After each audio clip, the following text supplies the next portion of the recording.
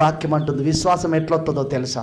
వినుట వలన విశ్వాసము కలుగుతుంది. గట్టిగా చప్పట్లు కొట్టి ప్రభువు నామమున మహిమపడదాం. ఏం వినుడు?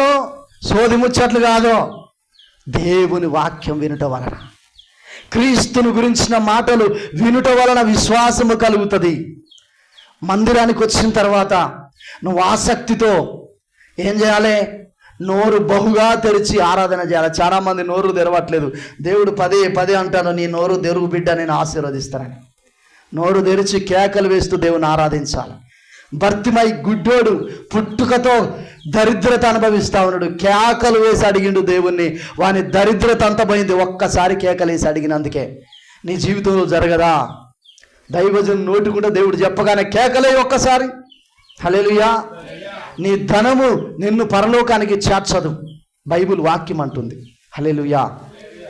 దేవుని సన్నిధిలో నువ్వు చేసే ప్రార్థన, దేవుని పైన నీకున్న విశ్వాసము, క్రియలు, అవి నిన్ను పరలోకం చేస్తాయి. గట్టిగా చెప్పండి.